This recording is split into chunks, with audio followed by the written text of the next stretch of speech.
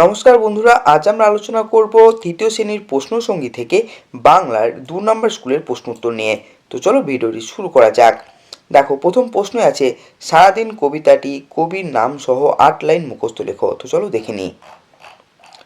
সারাদিন সুনির্মল চক্রবর্তী।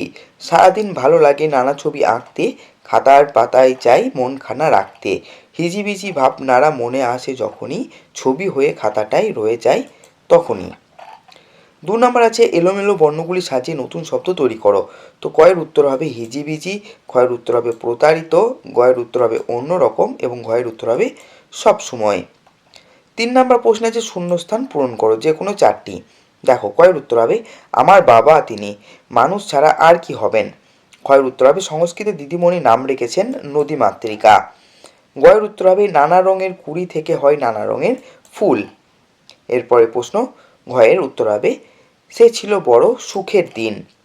নেক্সট প্রশ্ন সুর দিয়ে গাওয়া হয় গান আর রেখা দিয়ে যে কাজ করা হয় তা হলো ছবি আঁকা।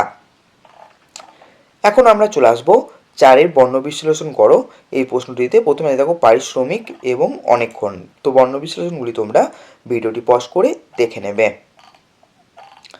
নেক্সট আছে দেখো 5 নম্বর প্রশ্ন আছে অর্থ লেখো। আপত্তি থেকে হবে অসম্মত বা অমত, নির্মল থেকে হবে পরিষ্কার বা স্বচ্ছ।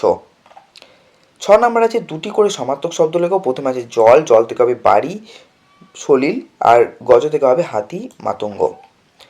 7 নম্বর প্রশ্ন আছে দেখো বাক্য রচনা করো। প্রথমে আছে হিজিবিজি।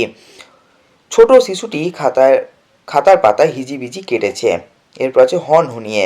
লোকটা খুব রাগে হনহনিয়ে হেঁটে চলে গেল। এখন আমরা চলে আসবো 8 নম্বর প্রশ্নে। 8 নম্বর প্রশ্ন বলেছে নিচের প্রশ্নগুলির পূর্ণবাক্যে উত্তর দাও। প্রথম প্রশ্ন দেয়ালে আঁকা ছবি তুমি কোথায় কোথায় দেখেছো। উত্তর হবে আমি সাধারণত দেয়ালে আঁকা ছবি আমার বাড়িতে, পাড়ার ক্লাব ঘরে, হাসপাতালে এবং মন্দিরের গায়ে দেখেছি। নেক্সট প্রশ্ন নদীমা কিভাবে সোনার সারা গায়ে গয়না পরিয়ে দিয়েছিলেন। উত্তর হবে নদীমা সোনার সারা গায়ে স্নানের সময় সোনার গুঁড়ো লাগিয়ে দিয়ে তার সারা গায়ে গয়না পরিয়ে দিয়েছিলেন। গয়ের প্রশ্ন নদী কিভাবে তার চলার পথে এগিয়ে চলে। উত্তর হবে নদী কখনোই সোজা পথে এগোয় না, সে চিরকালই তার নিজের মতো পথ করে নিয়ে এঁকে বেঁকে এগিয়ে চলে। নেক্সট প্রশ্ন বাঘ হঠাৎ দেয়ালে কিসের ছবি দেখলো। উত্তর হবে বাঘ হঠাৎ শিকারির ঘরের দেয়ালে হাতে আঁকা একটা ছবি দেখতে পেল। ছবিটাই দেখলো একজন শিকারি দাঁড়িয়ে আছে, তার হাতে তীর ধনুক আর মাটিতে শুয়ে রয়েছে একটা বাঘ। নেক্সট প্রশ্ন নিচের শব্দযুগলের অর্থ পার্থক্য দেখাও। তো তীর থেকে হবে নদীর পাড় বা কুল, আর তয়দিগির তীর থেকে হবে ধনুক থেকে ছোড়া বান। তো এই ছিল আমাদের 2 নম্বর স্কুলের প্রশ্ন উত্তর। ভিডিওটি কেমন লাগলো অবশ্যই জানাবে। ভিডিওটি ভালো লেগে থাকলে একটি লাইক এবং চ্যানেলটিকে সাবস্ক্রাইব করতে ভুলবে না। ধন্যবাদ।